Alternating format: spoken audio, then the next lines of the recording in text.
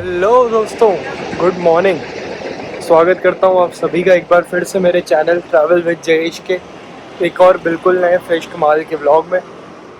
फ़िलहाल जी आज है हमारा ऑफिशियली आखिरी कंप्लीट डे जापान में। कंप्लीट डे इसलिए कह रहा हूँ कि कल भी हमारी जो फ़्लाइट है वो शाम को 5 बजे की है, जिसके लिए लगभग to be on safer side मैं 2 बजे के करीब एयरपोर्ट पहुँचने की सोच रहा हूँ। तो 2 बजे तक तो मैं कल भी जापान की सड़कों पे हूँ, पर आज जो है एक तरीके से आप कह सकते हो हमारी आखिरी रात है जापान में। और इस आखिरी दिन को एक हाई नोट पे मैं ख़त्म करना चाहता था। मैं चाहता था कि जापान से निकलते निकलते जो है चेहरे पे बिल्कुल ही मुस्कान और जोश उमंगों से भरा हुआ दिन रहे।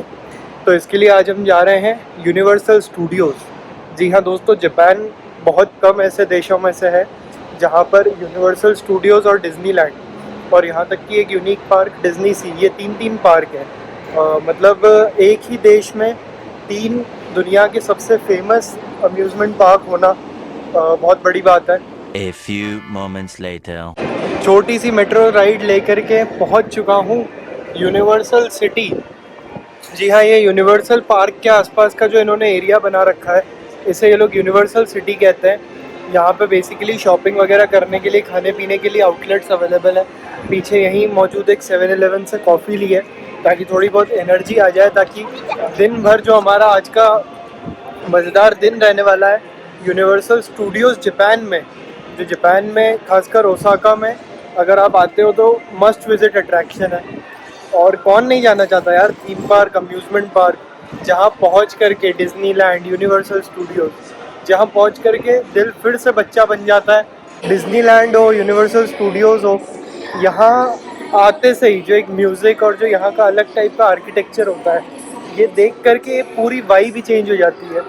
मन में से ये ख्याल बिल्कुल थोड़ी देर के लिए निकल जाता है कि आप जापान में हो, जो एक ऐसी कंट्री मानी जाती है जहाँ लैंग्वेज प्रॉब्लम्स के कारण हर कोई घूमना आना पसंद नहीं करता है। फ़िलहाल ये पीछे रोलर कोस्टर चालू हो चुके हैं। और यूनिवर्सल स्टूडियोज़ जापान इसलिए भी बहुत ज़्यादा फेमस है क्योंकि यहाँ पे हैरी पॉटर और मारियो, जो हमने बचपन में हर इंडियन ने मारियो का जो गेम खेला है उसको पूरी प्रॉपर डेडिकेटेड एरियाज़ बनाए हुए हैं जहाँ पे मारियो और हैरी पॉटर पे बेस्ड राइड्स है।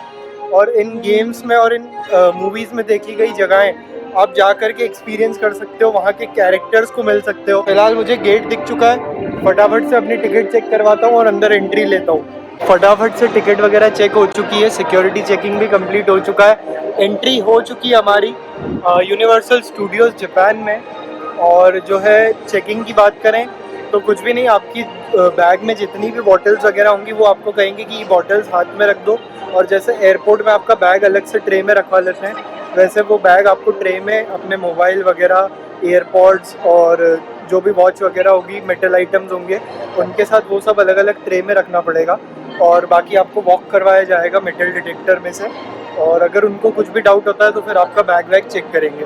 हालांकि फ़िलहाल मेरे बैग में काफ़ी ज़्यादा खाने पीने के आइटम है, मैं लेकर के निकला हूँ नमकीन वगैरह, खाखरा वगैरह, तो वो सब मेरे बैग में था, पर उसमें कोई दिक्कत नहीं हुई। उन्होंने मेरा बैग चेक भी किया और अभी बैग लेकर के आप देख सकते हो मैं अंदर एंटर कर चुका हूँ। फ़िलहाल काफ़ी ज़्यादा बढ़िया बेहतरीन सा म्यूज़िक बज रहा है और ऐसी सी फीलिंग आ रही है जैसे जब थिएटर में नहीं यूनिवर्सल स्टूडियोज़ की कोई मूवी स्टार्ट होती है।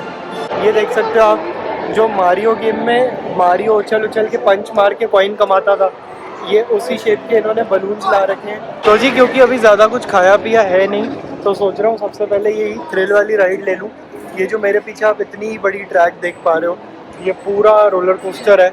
ऑलमोस्ट मुझे जितना दिख पा रहा है पूरे यूनिवर्सल स्टूडियोज़ को ये घुमा रहा है। काफ़ी सारे इसमें टर्न्स हैं और इसकी खास बात यह है कि इस राइड को एक्सपीरियंस करने के आपके पास 2 ऑप्शन है। पहला तो आप सीधे ट्रैक का एक्सपीरियंस करो, दूसरा इन्होंने ना सेम रोलर कोस्टर पे उल्टा चला रखा है, तो अगर आपको उल्टा राइड करना है तो उसका नाम इन्होंने दिया है बैक ड्रॉप। दोनों की लाइन आपको इधर से ही मिल जाएगी। अगर आपको सीधे वाले में बैठना है तो उसमें सिंगल राइडर का भी ऑप्शन है। अगर आप अकेले हो तो, क्योंकि काफ़ी सारी सीट्स बहुत बार क्या होता है ना, अगर एक रो में 4 सीट्स हैं और 3 लोग फैमिली वाले बैठ गए तो चौथी सीट खाली रह जाती है। तो इसलिए काफ़ी जगहों पे यूनिवर्सल में और डिज्नीलैंड में आपको दिखेगा कि सिंगल राइडर वाली लाइन रहती है, तो अगर आप अकेले ट्रैवल कर रहे हो तो आप ज़रूर से सिंगल राइडर लाइन का बेनिफिट यहाँ पे ले सकते हो। A few moments later. Ride की खास बात ये थी कि आपके सामने एक कंट्रोल दिया हुआ था, 5 ऑडियो ट्रैक्स में से आप चुन सकते हो, और जब आप राइड कर रहे होते हो तो उस अकॉर्डिंगली आपके कानों में पूरे टाइम उस टाइप का ट्रैक बज रहा होता है। तो जैसे ही ड्रॉप आता है तो आपको थोड़ा ज़्यादा फीलिंग आती है, आप कह सकते हो। ड्रॉप की बात करूँ, कोई बहुत बड़ा ड्रॉप नहीं है। अगर आप ज़्यादा थ्रिल राइड से डरते करते भी हो तो भी ये वाली आप राइड ले सकते हो। इन्होंने परफेक्ट बैलेंस राइड बनाई है ताकि कोई बहुत ज़्यादा स्केरी राइड ना बन जाए, बहुत ज़्यादा थ्रिलिंग राइड ना बन जाए। हाँ, डेफिनेटली थ्रिल है, ड्रॉप्स हैं, टर्न्स भी हैं, पर इतने ज़्यादा नहीं है जितने सिंगापुर वाले ह्यूमन वर्सेस साइलॉन राइड जो है सिंगापुर यूनिवर्सल में, वो ज़्यादा मेरे हिसाब से इससे थ्रिलिंग है।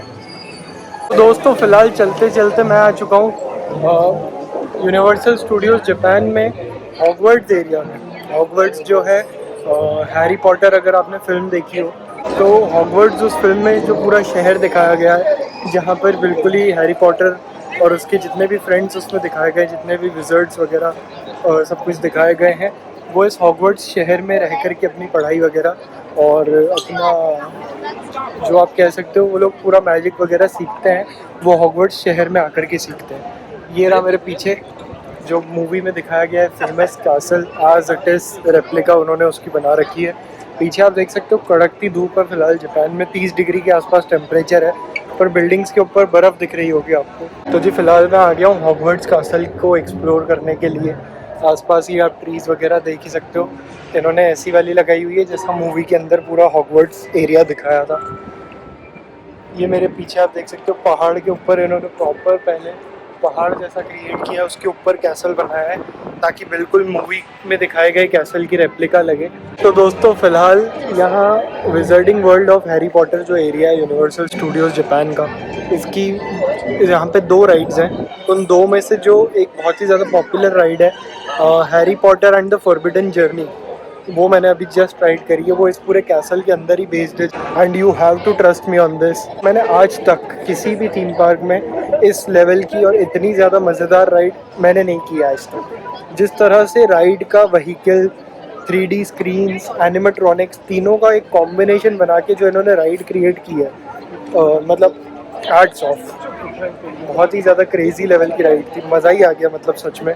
हैरी पॉटर मूवी में जो बटर बियर दिखाई गई थी ड्रिंक, वो अगर आप पीने के शौकीन हो, नॉन अल्कोहलिक ड्रिंक है ये, तो वो भी आपको यहीं कैसल के जस्ट पास में एक स्टॉल लगा हुआ है, एक कार्ट लगी हुई है बटर बियर की। छोटी सी लाइन लगा करके 800 येन में आप 1 कप बटर बियर एंजॉय कर सकते हो। तो जी, इस सेक्शन की एक ख़ास बात ये भी है कि यहाँ पर ना 2-3 शॉप्स हैं जहाँ पर से आप वॉन्ड खरीद सकते हो। वॉन्ड मतलब बेसिकली जादू की छड़ी जो हैरी पॉटर मूवी में दिखाई गई है, जो सबके हाथ में होती है, जैसे ही अंकल ने खरीद रखी है ना हाथ में। इस वॉन्ड को अगर आप यहाँ पे कुछ एरियाज ऐसे घुमाओगे तो इस टाइप से, फिलहाल मैं बता रहा था आपको, जैसे ये वॉन्ड अगर आप खरीदते हो, जो छड़ी इनके हाथ में, यहाँ पे कुछ एरियाज ऐसे हैं इस विजिटिंग वर्ल्ड एरिया में जहाँ पे उस छड़ी को घुमा करके आप इस टाइप से जादू वगैरह परफॉर्म कर सकते हो। अगर आप शौकीन हो हैरी पॉटर मूवी के और साथ में एक सोवेनियर के तौर पे ये वॉन्ड खरीदते हो, तो ये ज़रूर से आप ट्राई करना। काफ़ी सारे ऐसे लोकेशंस हैं इस पूरे विजिटिंग वर्ल्ड एरिया में जहाँ पर इस तरह से अलग अलग मूवमेंट्स उस छड़ी से जब आप करते हो तो आप अपनी आंखों के सामने जादू होता हुआ देख सकते हो। A few moments later. ये एंट्री हो चुकी है जी पीछे मिनियन पार्क में। एंटर करते से ये चारों तरफ आपको मिनियंस ही मिनियंस नज़र आएंगे। वो देखो जी, कुछ बिल्डिंग पे चढ़े हुए हैं, कुछ उल्टे लटक रहे हैं। यहाँ पे बेसिकली 3 से 4 राइड्स हैं और मिनियंस के शेप में आपको खाने पीने के आइटम भी मिल जाएंगे। सामने जो यहाँ की सबसे मेन अट्रैक्शन है वो नज़र आ रही है, डेस्पिकेबल मी मिनियन मेहम। तो चलते हैं, सबसे पहले उसी राइड का अनुभव करते हैं जी। यूनिवर्सल स्टूडियोज़ की सबसे बढ़िया बात मुझे ये लगी कि यहाँ पे जिस भी लैंड में आप एंटर करोगे, उस मूवी के जैसे ड्रेसिंग में ही आपको यहाँ का स्टाफ मिलेगा। जैसे मैं मिनियन एरिया में एंटर किया हूँ तो यहाँ के स्टाफ ने मिनियंस के कपड़े पहन रखे हैं। जब हम हैरी पॉटर वाले सेक्शन में गए थे तो वहाँ के स्टाफ ने जो हॉगवर्ट्स की यूनिफॉर्म है, जो हैरी पॉटर और उसके फ्रेंड्स पूरी मूवी में पहने रखते हैं, उन्होंने वहाँ जैसी ड्रेस पहनी हुई थी। तो ये मुझे बहुत अच्छी चीज़ लगी। फ़िलहाल ये एंट्री है, 40 मिनट का वेट टाइम है। होप करता हूँ सिंगल राइडर्स लाइन मिल जाए और एक्सपीरियंस करता हूँ, बताता हूँ कैसी क्या राइड है। अगर शूटिंग अलाउड हुई तो ज़रूर से शूट भी करेंगे। तो जी फ़िलहाल डेस्पिकेबल मी मिनियन वाली राइड, जो सबसे ज़्यादा वेटिंग टाइम्स वाली राइड में से एक है यहाँ यूनिवर्सल स्टूडियोज़ की, उसका एक्सपीरियंस करके आया हूँ। बाहर निकलते से ये पूरा मिनियन पार्क है इन्होंने बना रखा है, चारों तरफ आपको मिनियंस ही मिनियंस। और डेस्पिकेबल मी जो मूवी थी एनिमेटेड, उसमें जितने भी कैरेक्टर्स, जितनी भी जगहें आपने देखी होगी, वो सब आकर के आप यहाँ पे अपनी आंखों से लाइव देख सकते हो। राइड की बात करें तो राइड, अगर आप यूनिवर्सल स्टूडियोज सिंगापुर गए हो तो वहाँ पर एक ट्रांसफॉर्मर्स वाली राइड है, उस टाइप से सिमिलर राइड थी। काफ़ी सारे लोगों को छोटी छोटी गाड़ी में बिठा दिया गया और वो गाड़ी जो है ऐसे हिलती करती है, झटके वगैरह देती है, और सामने एक बहुत बड़ी सी गोल सी स्क्रीन थी जिस पे पूरा शो आप कह सकते हो चल रहा था। और उसके साथ साथ में आपको वो गाड़ी के हिलने से बढ़िया सी फीलिंग भी आ रही थी। A few moments later. तो जी फ़िलहाल यूनिवर्सल स्टूडियोज़ की सबसे सक्सेसफुल मूवी फ्रेंचाइजीज़ में से एक जुरासिक पार्क, जो हमारे इंडिया में भी काफ़ी फेमस हुई थी मूवी, उस पे बेस्ड लैंड में एंट्री हो चुकी है। और ये है यहाँ का जुरासिक पार्क एरिया। अंदर चलते हैं, डायनासोर्स वगैरह से यहाँ पे मुलाकात कर सकते हो आप। देखते हैं कौन सा डायनासोर हमारी राह देख रहा है। फिलहाल अब मैं जा रहा हूँ ये वाला रोलर कोस्टर एक्सपीरियंस करने। जुरासिक पार्क मूवी में आपने देखा होगा काफ़ी सारे उड़ने वाले डायनासोर्स थे। इस वाले रोलर कोस्टर में बैठ करके आपको कुछ ऐसा ही एक्सपीरियंस होता है जैसे आप उन्हीं में से किसी डायनासोर की पीठ पर बैठ करके उड़ान भर चुके हो।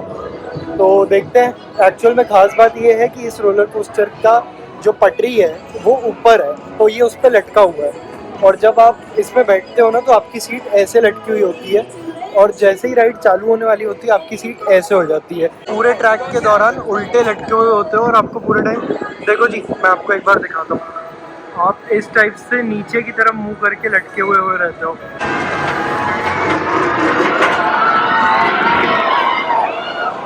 तो जी ये हम पहुंच चुके हैं इस राइड के एंट्रेंस पे, और एक्चुअल में देखने वाली बात है कि इस रोलर कोस्टर की ट्रैक ने इस यूनिवर्सल स्टूडियोज़ के जुरासिक पार्क वाले पूरे सेगमेंट को घेर रखा है। काफ़ी लंबी राइड है और काफ़ी ज़्यादा यूनिक और काफ़ी ज़्यादा थ्रिलिंग राइड है ये।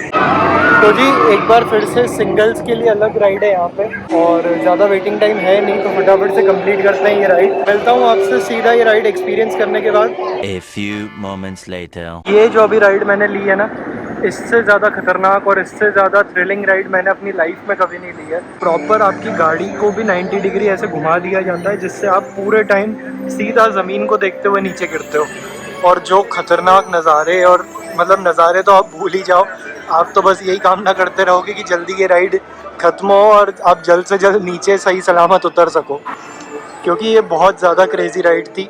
पर ये ज़रूर से कहूँगा कि अगर आपको थ्रिल राइड्स पसंद है तो डरने की कोई ख़ास बात है नहीं, ज़्यादा नहीं, 2-3 मिनट की राइड थी है। तो दोस्तों ये खतरनाक राइड लेने के बाद थोड़ी देर पानी वानी पिया, थोड़ा आराम किया, मतलब आराम तो नहीं किया प्रॉपरली, पर थोड़ा सा मन को शांत किया, क्योंकि देख ही सकते हो यार आप, बहुत ज़्यादा खतरनाक राइड थी ये। और ख़ासकर ये जब उल्टी हो जा रही थी ना, मतलब तो जब आप आसमान को देखते हुए पीछे गिर रहे हो, बता नहीं सकता कितना ज़्यादा खतरनाक लग रहा था। फ़िलहाल समय हो चुका है जो हमने बुक की थी सुपर निंटेंडो वर्ल्ड में एंट्री टिकट। जैसा मैंने आपको बताया था यहाँ पे भी आपको पहले बुकिंग करनी पड़ती है। तो यहाँ से एंट्री है सुपर निंटेंडो वर्ल्ड की। मेरे पास ऑलरेडी अपना स्लॉट है 3:50 का, अभी 4 बज रहे हैं। स्लॉट इनको दिखाता हूँ और अंदर एंट्री लेता हूँ फटाफट से। तो जी ये है एंट्री गेट, आपके और हमारे हम सबके प्यारे मारियो, जो हमने गेम बचपन से लेकर के खेला है उसकी दुनिया का, मारियो की दुनिया में अब एंटर करने जाने वाले हैं। तो ये हरे वाले पाइप आपने गेम में बहुत बार देखे होंगे, जिनमें से आप दूसरी दुनिया में अंडरग्राउंड पहुंच जाते थे बहुत बार। तो ये हम भी हरे पाइप में एंटर कर चुके हैं और ये पोर्टल खुल चुका है। ये लो जी, आ गए हम मारियो गेम के अंदर।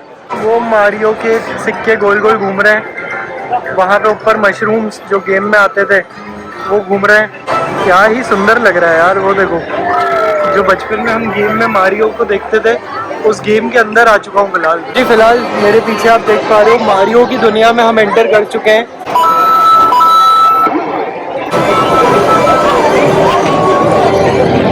फिलहाल ये है जी नज़ारे मारियो एरिया के, सुपर निंटेंडो वर्ल्ड इसका एक्चुअल ऑफिशियल नाम है। ये आपको मिलेगा यूनिवर्सल स्टूडियोज ओसाका जापान में। चारों तरफ आप जब घूमोगे इस एरिया के, तो आपने अगर मारियो मूवी देखी हो या आपने बचपन में मारियो गेम खेला हो, जो हम में से ज़्यादातर लोगों ने खेला है, तो आपको पूरा वो गेम फिर से याद आएगा।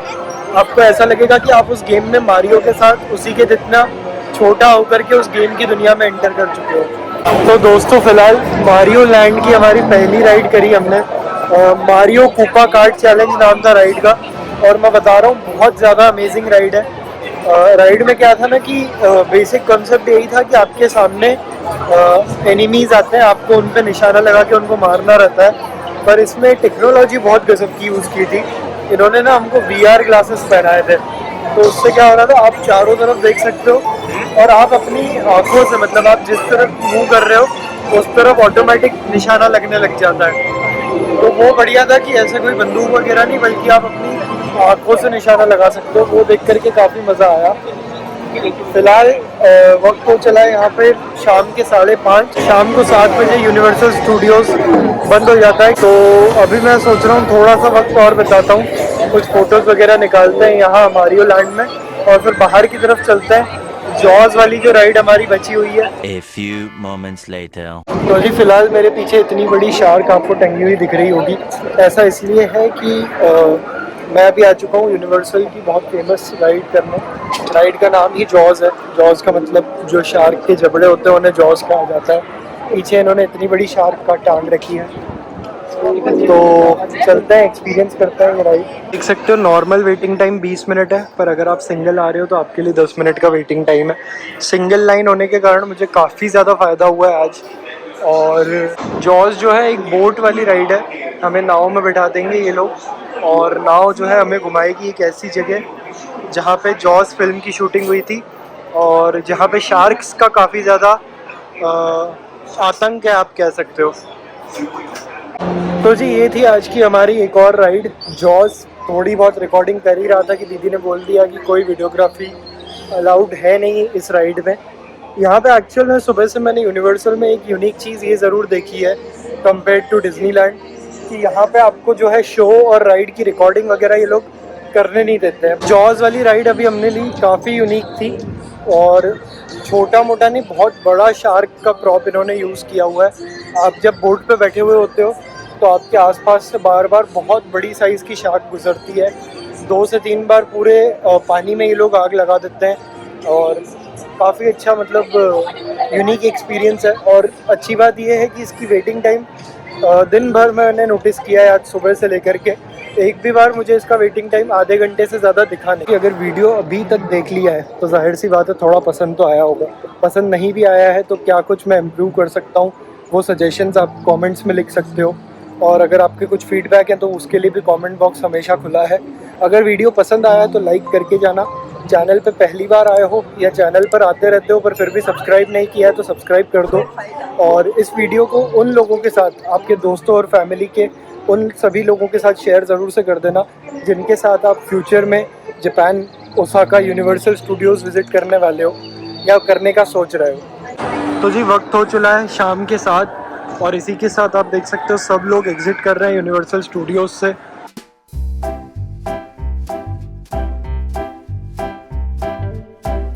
तो जी यूनिवर्सल स्टूडियोज़ से एग्ज़िट करते से ही बाहर इस टाइप से बहुत सारे कैफ़ेज़ और फेमस रेस्टोरेंट चेन्स आपको मिल जाएंगे। 7-Eleven वगैरह स्टोर्स भी यहाँ पे अवेलेबल हैं। इस एरिया को ये लोग कहते हैं यूनिवर्सल सिटी। जिस तरह से डिज्नीलैंड वालों ने डिज्नीलैंड रिजॉर्ट बना रखा है, वैसे यूनिवर्सल वालों ने यूनिवर्सल के बाहर ही इनका खुद का होटल वगैरह बना रखा है, और उसके आसपास के एरिया को इन्होंने इस टाइप से डेवलप किया है जिसका नाम इन्होंने रखा है यूनिवर्सल सिटी।